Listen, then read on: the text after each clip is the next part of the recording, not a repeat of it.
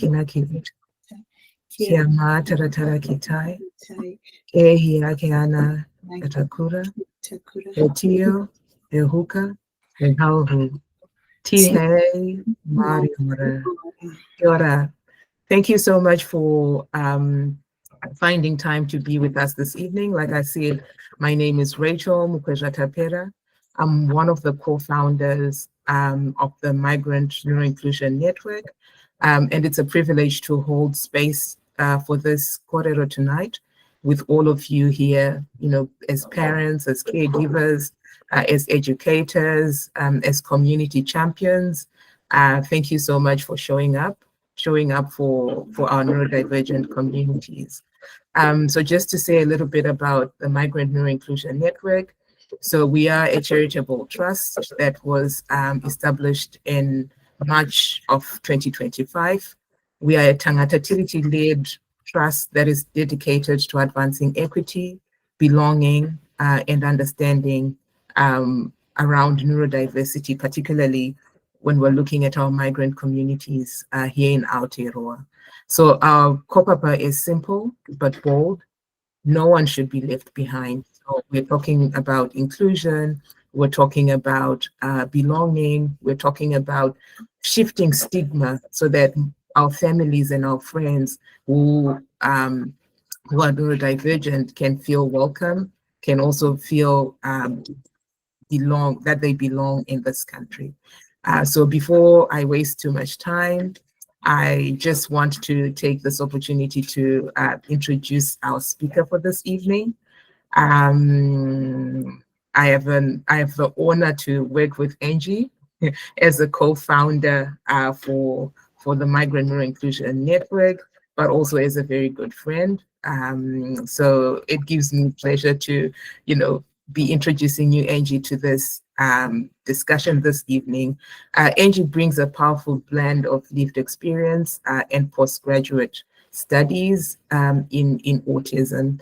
Her journey raising a neurodivergent child in Aotearoa is a powerful experience that I think every other parent should learn from. And I appreciate your courage, Angie, to be here tonight.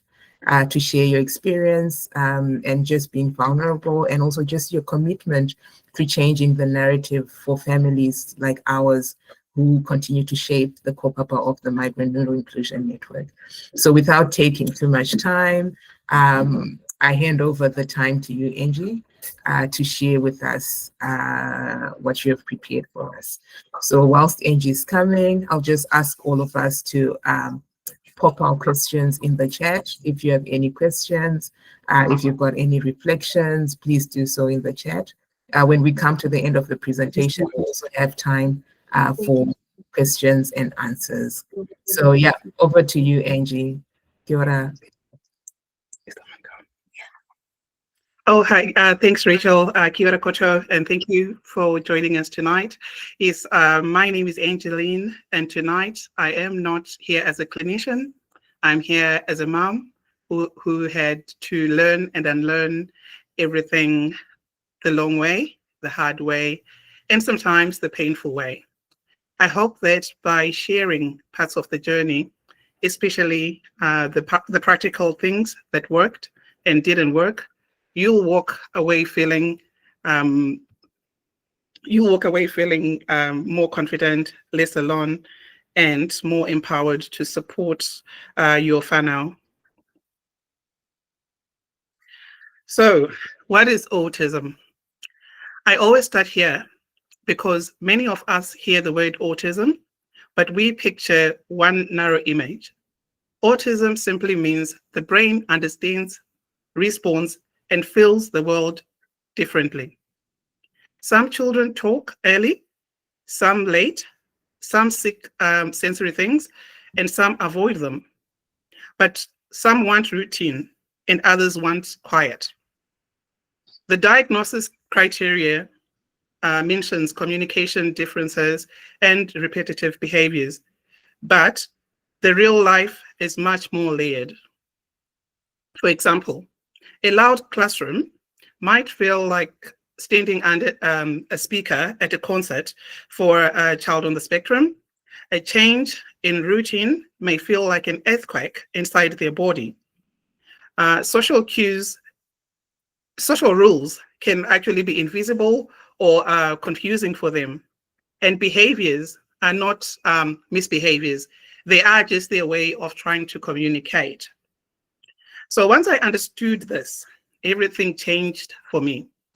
Not immediately, but slowly. A diagnosis opens support. Yes, it does. But understanding your child is what transforms everything. So before the diagnosis, there are things that I didn't understand. You know, the behavior differences at school, the confusion, you know, that he was fine at home and why only at school, the cultural beliefs that were behind that, fear of judgment, and believing that he will grow out of it. So the reason I relate to so many parents is because I also dismissed the early signs at first. I dismissed the early concerns. I didn't grow up with the language of autism. In my culture or my background, difference is often seen as stubbornness or sometimes being naughty or just a phase that a child will outgrow. So at home, my child was calm. So when the school kept calling, I honestly thought maybe they just didn't understand him. And I felt that he was being discriminated against, and I just felt that he was being targeted. So it was quite quite hard, you know, trying to understand your child and then them having that difficulty at school. I was completely overwhelmed. I didn't have the language or the framework. You know, as migrants, we don't want our children labeled. We have the fear, the stigma, we fear judgment from our community. And because of that, now I know that I know my son well, I know my child well. And, you know, everything that happened made me actually try to understand who he was and motivated me to understand more. I now know that structure, noise, transitions, and sensory overload can make school overwhelming. But back then, I was just a mom trying to make sense of the mixed messages. So this is one of those pivotal moments in my life, you know, the day that actually changed everything as a parent and as a mom. There was like shock. It involved panic. It involved safety fears. You know, there was in that moment I was driving, you know, with no destination. My child was crying out to me and telling me, "Oh, mom, you know, they're nice people." And my heart was pounding and tears were streaming. So this moment still sits in my chest. So one day I went to pick up my son from his classroom, just like I always did. But this time, something felt off. His teacher told me I should go to the principal's office because, you know, he wasn't there in his classroom. I was told, and then I asked him why, you know, why should I pick him from the principal's office and what had happened? So I started panicking, but no one would give me a clear answer. So when I got to the principal's office, they didn't bring my son out. Instead, they told me to wait in another room. Straight away, my stress levels went up. I just needed to see my child with my own eyes. Eventually, they let me see him for a moment. He just gave me a little wave, and they asked me to continue into the other meeting room. So when I walked in, two people introduced themselves, and I noticed their badges that said Child Services. My heart dropped, and I completely panicked. So everything in me went into full of fight or flight mode. The only thing I remember clearly is grabbing my child and running straight out of the school gate. I did not have time to think. I just reacted. And I remember that day I was in my jandals, or like, yeah, we call them sleepers or chandals. And I literally ran. I was flying out of the school with my child, holding my child in one arm and then his school bag, but I still literally managed to run. I wasn't, it was just a misunderstanding. My child had said he didn't want to go home because of so many incidences that had happened. He was scared to upset me. He was scared to go home. But then because of the school and obviously with the duty of care, they also need to react. And well, whether it was overreaction, I don't know. But yeah, I wasn't ready, to accept autism at the time. But I also wasn't ready for what school life ended up becoming for us. So that was the first time I actually realized something was happening, that love alone could not fix it.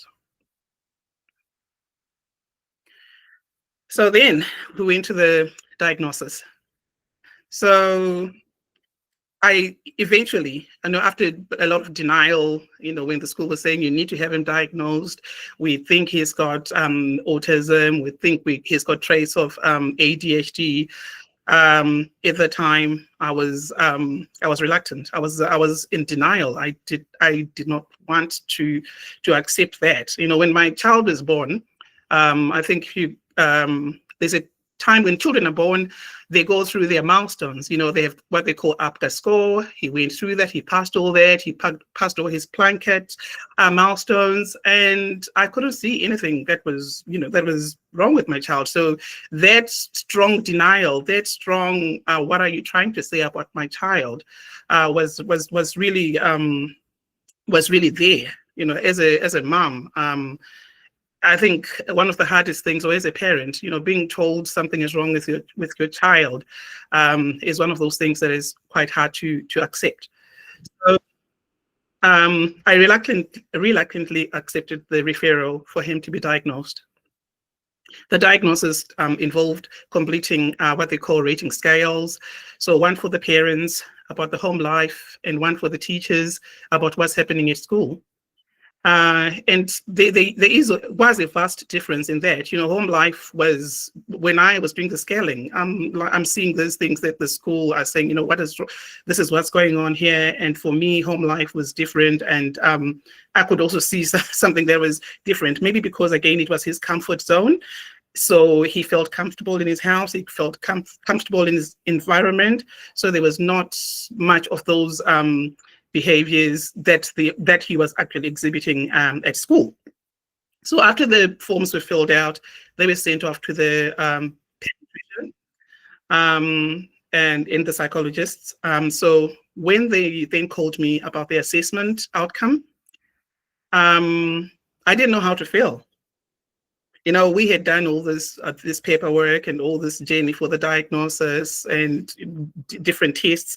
I think it took almost 6 months back and forth just for them to come up with an outcome.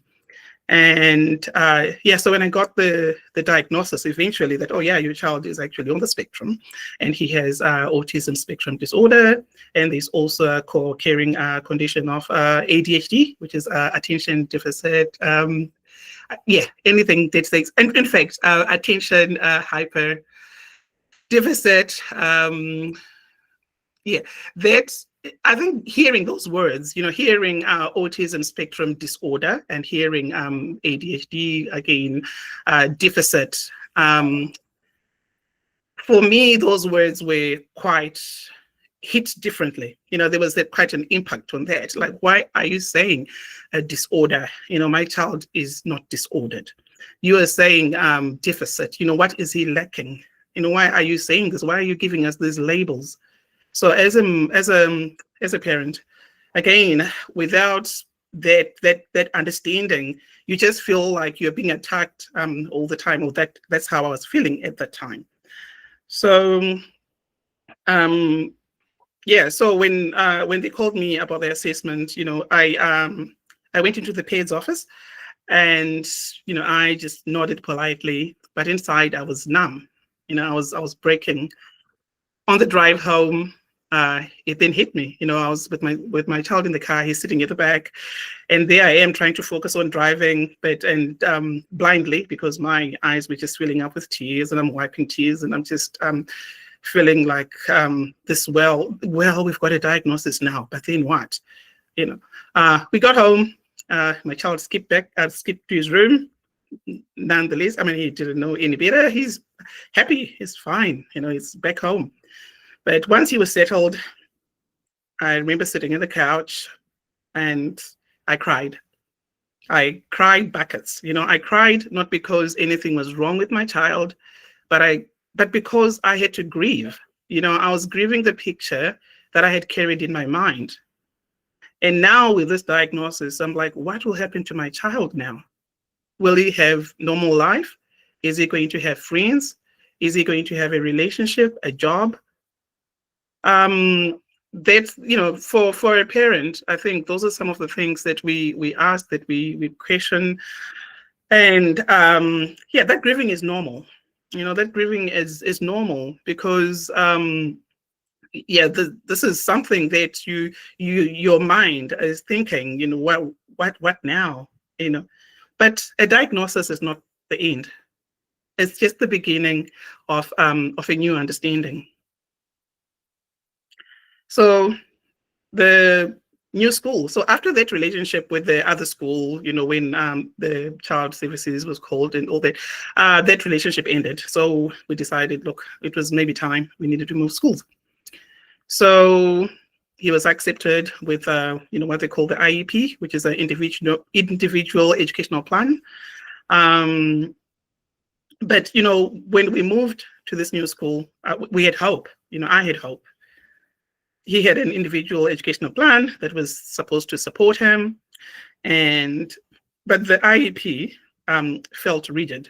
It felt like we were being monitored, because if you some of the language that is used in the educational sector, and this is professional language that they're supposed to use, but some of it, when you read it as a parent, can feel quite confronting. So that IEP had quite some strong language. I mean, a professional language, but again, it felt quite tough to read. So every day, so once we had that, we're now in this new school, and every day my phone rang, I would panic. I'll drop him off at school in the morning, and then as soon as my phone rings or even if it wasn't the school calling, I panicked. I started having all these panic attacks. It's like, okay, what's going on now? Are they ringing me do I need to go and pick him up now again? So I would only relax when my son made it through the day, or on weekends when he was at home, wasn't at school. So I knew where he was then, and knew that I wasn't going to be getting any phone calls. And then the phone calls started coming. You need to come and pick up your child. At that time, I was working full time. I'd gone into full-time work, and because I thought, oh, now we've got a diagnosis, now he's in school, everything is going to be okay. But within 3 months, the calls became frequent that I had no choice but to resign from my job. This period was quite hard, financially and emotionally, financial fear, career fear, exhaustion, the loneliness of being the only parent that used to go to school, and I'd pick up every time. I'd feel like, the eyes were watching me. I was, asking myself, like, what are these parents thinking? Are they thinking, oh, this is the mom to their child? What are they whispering? How do they view me? When, my child used to have, when I had to pick him up all the time because there has been an incident, or with another child or whatever. It became a lonely place to be. You're at school pickup, but you're just feeling that lonely. But after having a conversation with the school, I remember when before we know, I mean, during that time when I picked him up after I resigned from work, I remember having a conversation with the principal, and he was saying, you know, you're not the only family. You're not the only one going through this. I tell you, a lot of parents here are also in the same boat with you. They don't know what to do with their children. We don't have that much resources. We want to apply these resources, but we just don't have enough. And it's only also because of of privacy, privacy laws and stuff, that no parent, you'll never know what incident has happened to the child or whatever. Even though the parents might know about it when their child is told them, the school never discusses any child again. So they don't, I mean, because because of privacy issues. So, but this is a reality for many families. It's a real reality for a lot of families that are actually going through this journey. So when schools don't work,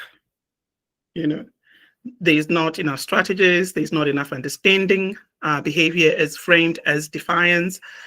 So for us, correspondence school became a lifeline, and we slowly started rebuilding some confidence. So like I said, I thought diagnosis would protect him. I really did, but schools without training or resources unintentionally make things worse. So correspondence school saved us, and it was a welcome option.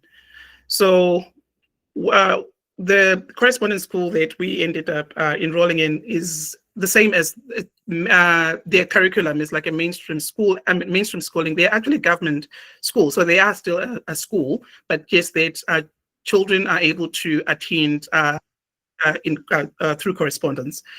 So it did save us. What worked for me was my child was now learning at his own pace. There was no noise, no sensory overload. He could take breaks when overwhelmed. There was no pressure to mask or pretend. Real learning then started happening again. His confidence returned. So the correspondence school, Tekura, gave him safety, which was the foundation of learning.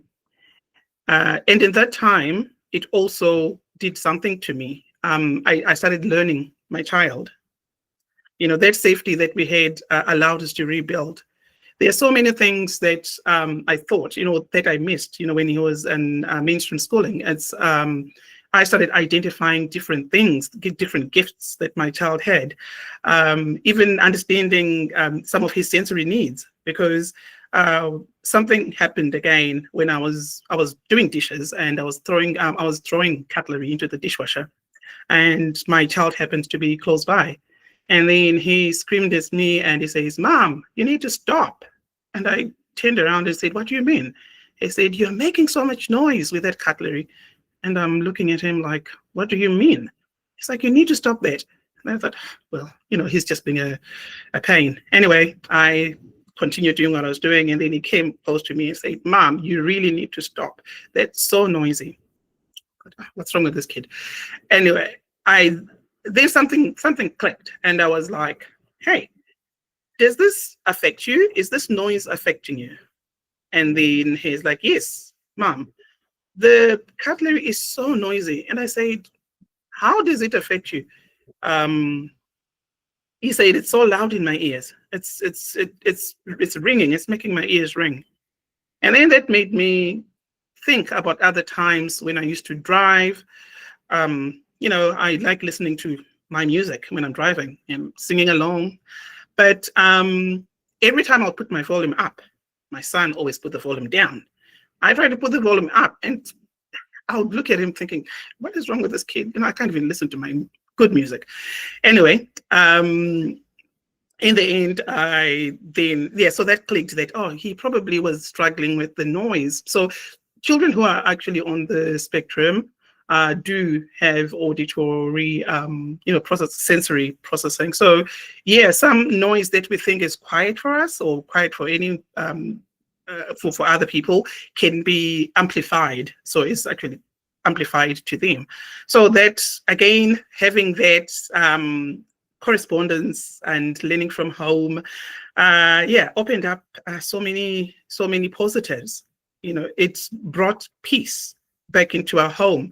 It gave me time to reset and gave him time to reset and grow. So then there's something called, again, that I learned, which was reactive and proactive strategies. So I didn't know the difference between, the proactive and reactive parenting at first. So reactive parenting is always happens, after the behavior, when it's too late. Lecturing after a meltdown, punishment, talking talking too much, as in you are trying to correct the behavior, but you keep talking about the behavior again and again, and trying to reason during the time when a child is in distress. So proactive parenting happens before. So by designing a child's environment where the child can actually succeed.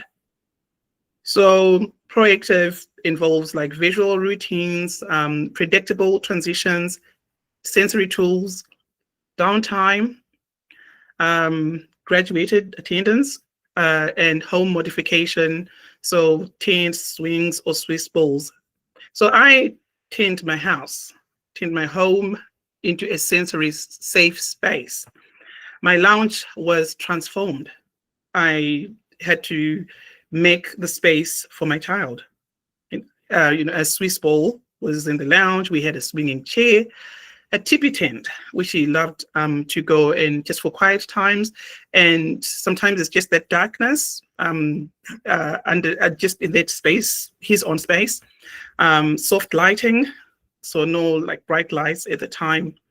So these weren't luxuries. They were tools that helped my child regulate, and that helped regulate his nervous system.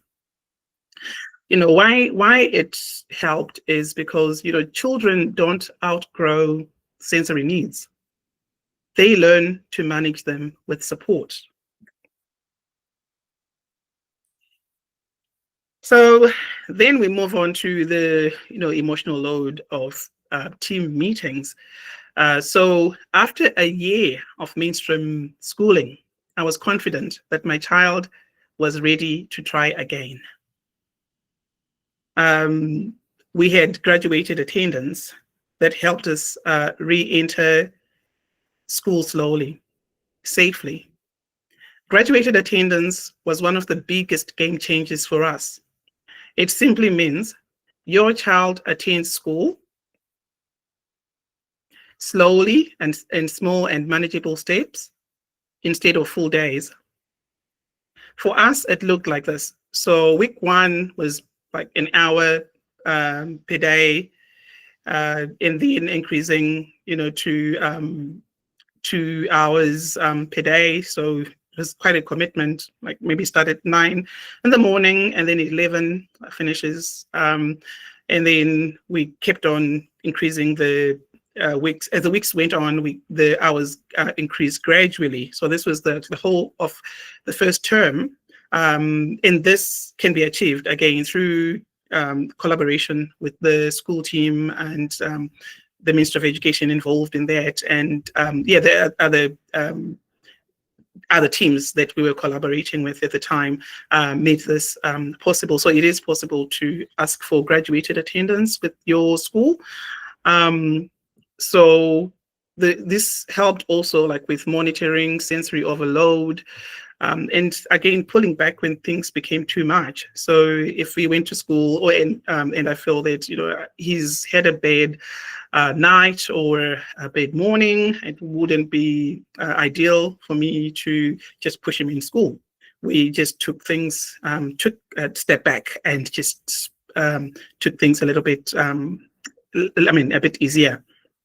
So why graduated attendance works is because children can't learn when they're overwhelmed. Graduated attendance allowed his nervous system to recover, adapt, and succeed. And eventually he reintegrated fully and he thrived. So I just want to say that, the journey continues. The journey continues, and it's looking brighter. Milestones we never imagined, hope, progress, and thriving. So yeah, so after he finished his intermediate years of schooling, we then went into high school. Um, High school is different. It's different classes, a lot of activity going on in the, a lot of different children, different teenagers, hormones. Yeah, everything was just a bit different to the intermediate years, now into high school or secondary school. Um, yeah, it did come with its own challenges. It did come with its a lot of misunderstanding. But this was different now because we understood him. He understood himself. He understood his needs and his diagnosis. He then knows or knew what worked for him and what didn't work for him. So even in high school, it involved environmental modification in a way. So this is collaborating with the school team, making sure that if he needs regular breaks, he is able to get regular breaks. So if the class becomes too overwhelming, he could just ask. Oh, in fact, because we had a good collaboration with the school team, they just knew, like if he's in an English class or he's in a history class, he can just step out without no questions asked, just to give himself time to regulate. And then in that time, again in high school, he went for his first camp, because in other camps, he had we had a mentor, like he's an amazing mentor who mentored my child, like in that's sort of like part of the strategies that we implemented. So with that mentor that was involved in his life was a big step. They had such an amazing relationship, and they still do have such an amazing relationship, and still does have his mentoring after school now. So because he has decided he wants to be in school full time and had been in school full time, but still we do still have that weekly mentoring for him, just for his own support, and knows that he has a safe space if he needs to go for his safe space. So yeah, in high school, he went for his first camp alone without any support, which was, he was happy, but mom was a bunch of nerves. I even called the school, when he went for the camp. I remember ringing the one of the support teachers, and said, I'm just calling just to make sure, when he gets to camp, he has to have his lights on, needs to have this. And she said, Mom, stop it. Your child is going to be fine. Well, yeah, it was easy for her to say, but yeah, those 3 days at camp were quite hard for me. So yeah, but came home bouncing. He had so much fun at camp, had met a lot of different, had tried a lot of different activities that I never thought he'll try. And then comes to tried sports. Even in high school, he's trying sports, tried basketball, drum, tried a guitar, and even kickboxing was in the mix. And I'm like, wow, this kid. But yeah, we've had so many wins, so many milestones that I never thought would happen. Now he is into music and plays a bass guitar. Okay, this is noisy for me. Again, we talked about those sensory noises and stuff, but now it's like he is louder than M, and he's the loudest in the house. And just like, okay, right. So, but then, with every win, I celebrate. The noise is manageable when I look at how far he's come. Like that just brings so much joy to me, so much joy in my life. And the way he's done well at school, he's coming to the end of the year now. And yeah, this year has been another fantastic year of high school, and I just cannot be any prouder. I'm so proud of his achievements. You know, he comes to me and says, "Mom, I didn't do well in my maths. I thought I would have done a little bit better." I'm like, "Never mind. That's an A plus in my books," because of the way he was able to manage himself at school. So I just want to say, you know what, our journey is still unfolding, you know, and we are going to continue doing this. You know, it's something that fills me with so much pride, you know, every time I think, again, I think about our journey, I think about where he's come from and how far he's come. So as a close, you know, if you are to take one thing from tonight, let it be this: your child is not broken. You're not failing. You are learning a new language, the language of your child. With the right environment, the right understanding, and the right support, every child can bloom. You see, there's that saying that says, you know, when a flower doesn't bloom, you fix the environment and not the flower. Thank you so much for being here today. And thank you for your courage as parents. And remember, us as Migrant Neuro-Inclusion Network, on your side, we are there to support you, to help you navigate this journey. If you ever need any support, please get in touch with us. Thank you so much for joining me tonight. Kia ora. Oh, thank you so much, Angie. I just want to acknowledge everybody who's taken the time to join us this evening, for just being here. You know, there's a lot that's going on, but you've taken an hour out of your time to join us. We thank you. There are many of you who've been with us for all the webinars that we've had this year. We really appreciate that. And please continue sharing the word.